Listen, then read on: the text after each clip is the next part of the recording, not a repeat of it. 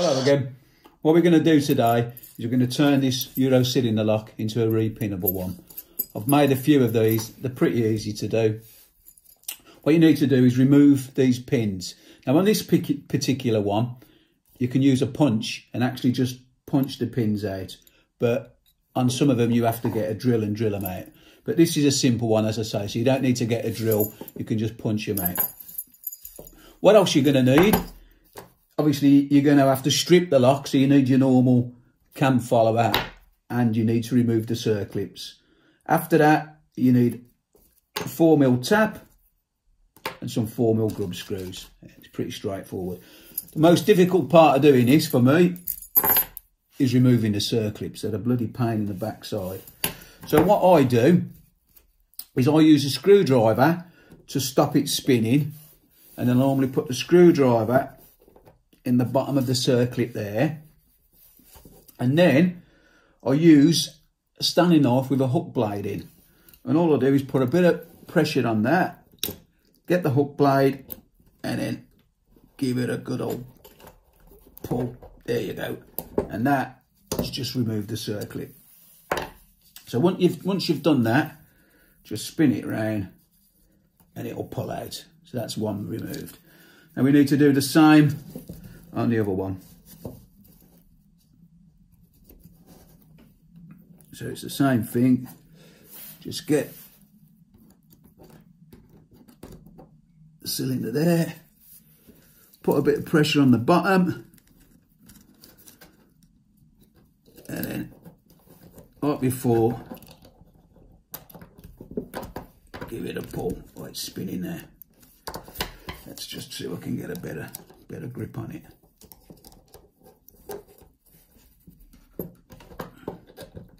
Sorry you can't see that. Let me see if I can get a better shot for you. What I'm trying to do is hold it down to stop it spinning. And then, there you go. That's that done.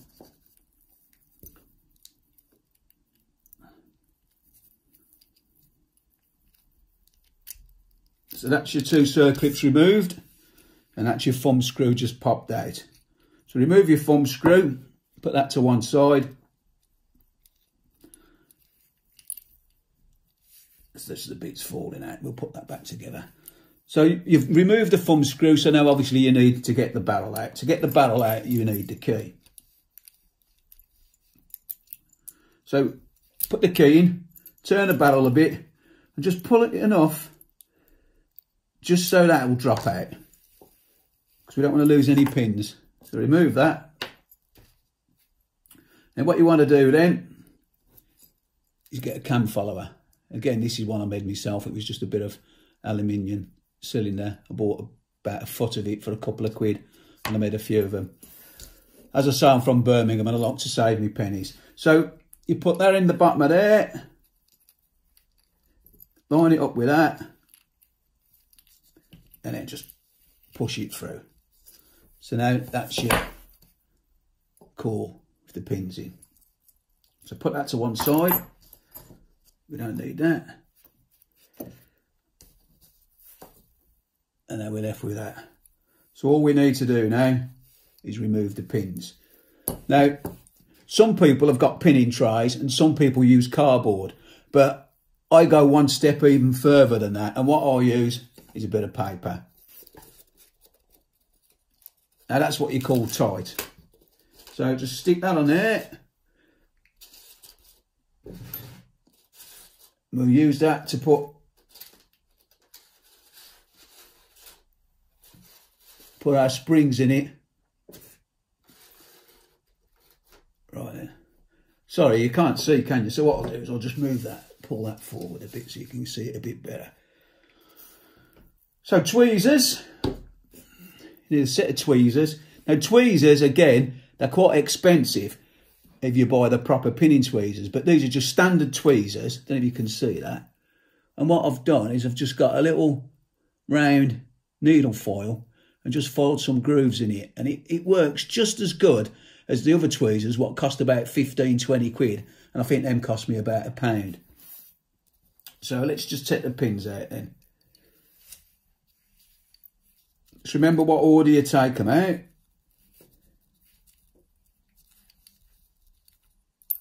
So that's the first pin out.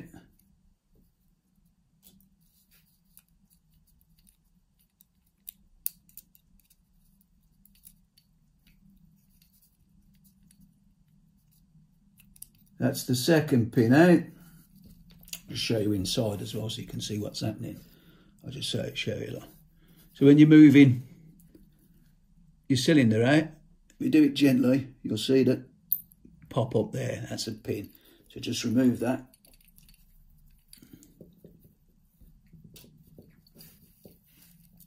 So that's 3. There's only 5 in this one.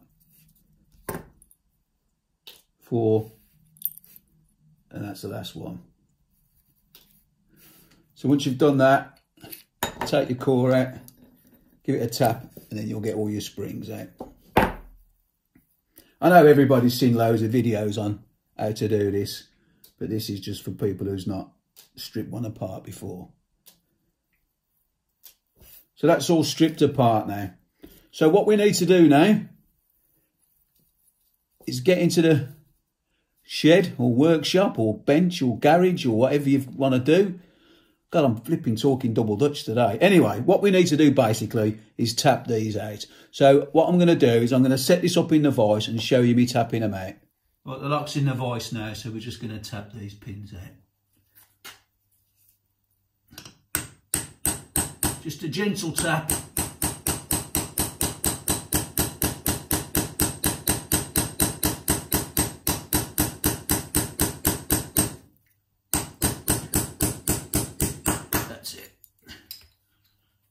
That's the first one. So do the same with the other 4.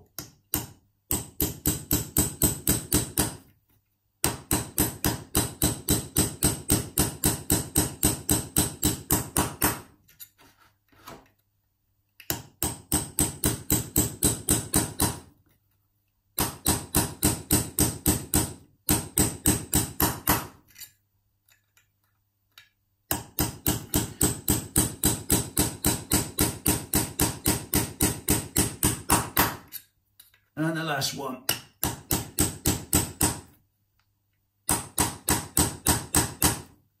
You can see that.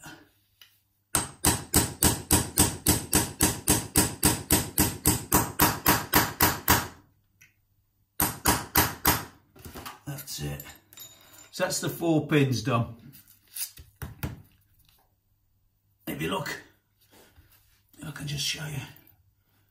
You can see some of them. They're not quite out. Let me just get a better view for you. See, the pins are not quite out. So what's happening is his punch is not long enough. So what we'll do is we'll get just a bit of wire or something and we'll sort that out. Right, what I've got is just a dart end. And that'll just finally just tap them out. There you go. In fact, you probably could push them out. Is that? Yeah, there was that close to the edge.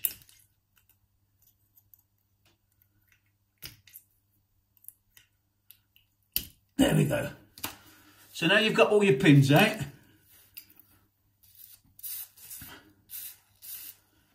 You can tap it. So I'm sure everybody's used the tap at school back in the day, but anyway, it's just a 4mm tap. So all you need to do is put it in the top there, line it up, and just twist it round till it bites. That's it. Once it starts biting, just keep twisting.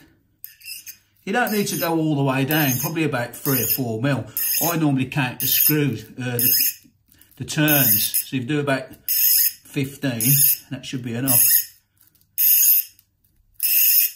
There we go.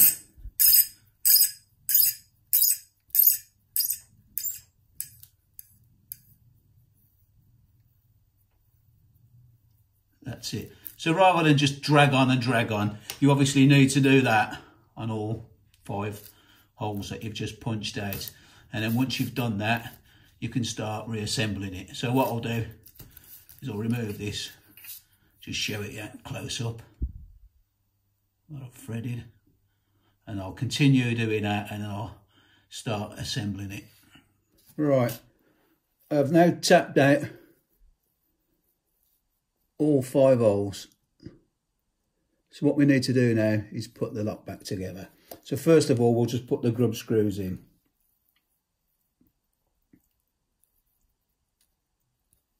When you put the grub screws in, just be careful when you put them in, because you don't want to cross thread them. But just put them in, and as you're screwing them down, you want to, because when you threaded it, you may have gone a bit too deep. So when you screw them down, just make sure they're down, well I do anyway, flush with the top of that.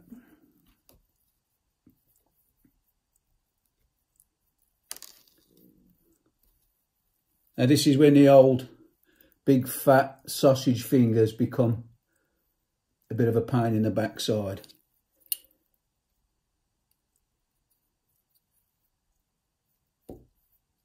There you go.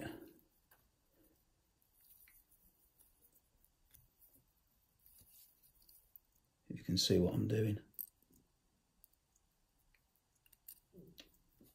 Told you about my sausage fingers, didn't I? Right.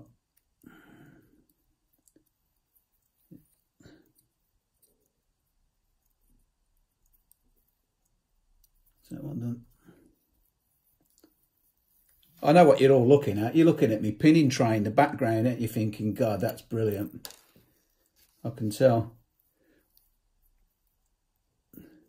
That's what you call somebody who can't afford cardboard. I mean, to me, anyone who's got a cardboard pinning tray is pretty posh. So you've got to be careful. Look, might cross thread that. No, there you go, that's in.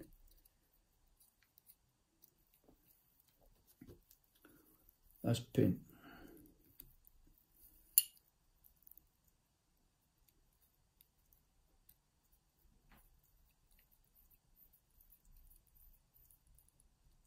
So there we go. So that's all your grub screws back in place now. So all we need to do now is put the core back in. So there's the core still. Slide that back in. This is. That's right. The key ain't right in. There you go. To get the key in. Put that back in there. Now what I do is I remove the key.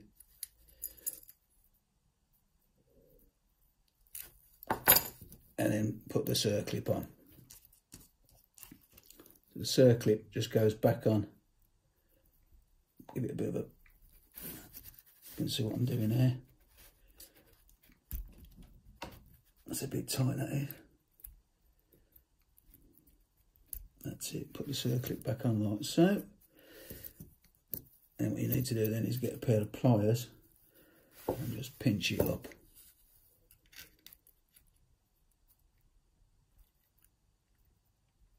There we go. You want to make sure when you put the circlip back on, it's not twisted, because if it's twisted, it just makes the key harder to turn because it catches on the end of it.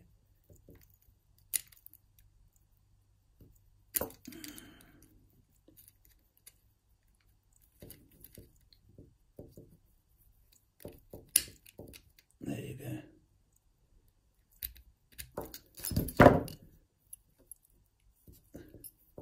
It's not quite done up yet, but that'll do for now.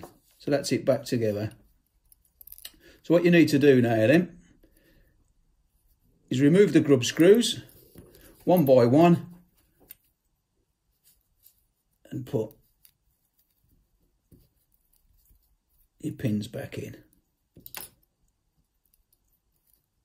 So back to the flash pinning tray, back to the pound shop tweezers, and just drop that in like so.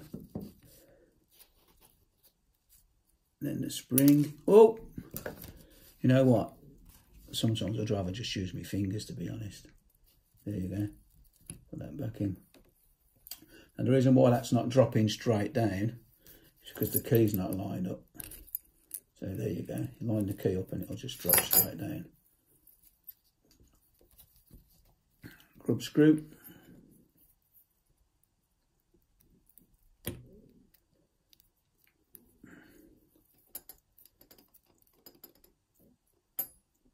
And the same again. It's a bit long-winded, but don't take that long really. So I remembered what order I've took them out, but to be honest, I don't think it really matters that much.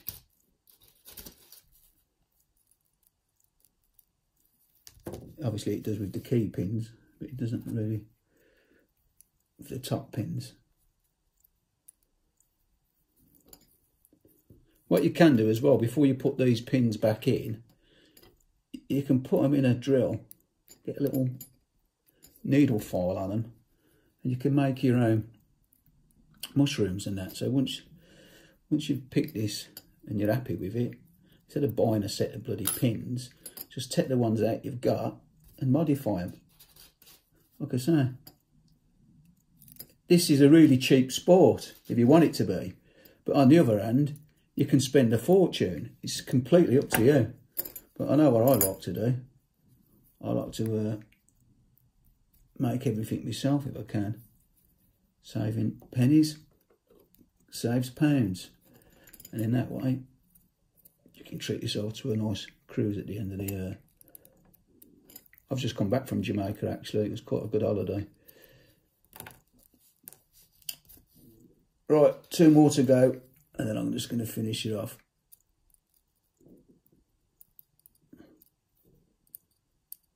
Get in. Get in. That's what I say when I'm watching my football. Get in. Never do though. Sport Birmingham City. We don't score that often.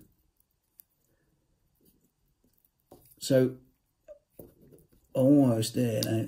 There goes clumsy butterfingers again. We're getting there, aren't we? I know it's a bit of a long-winded video, this one, but anybody who's not done this before, I'm sure it'll help you make your own. You can always contact me and I'll sell you one. In fact, I sell these for about £7. And if you're in the UK, it's about £3 postage. So for a tenner, I can make you one anyway. It's probably cheaper for me to make you one than it would be for you to buy all the bits. So if you want one, just get in touch and I'll sort you one out. Right, this is the last one now, and then we should be able to see it all functioning. Right, there you go. It's all back together. So hopefully the key should work. It shouldn't jam up. And there it's opening. Probably just need to tighten that circlip up a little bit. Now, because it's going to be a training lock, I'm not going to mess about putting the thumb screw back on because nobody's going to use it. It's just purely for training. But obviously, if you wanted to, you could assemble it all back and put that back in and whatnot, but it's not worth my trouble. So these are what I make. So you know how to make them. You can make one yourself. But if you want one, just comment or message me or email me and I'll sort you one out. £10 posted. Cheap as chips. As always, thanks for watching. Ta-ra a bit.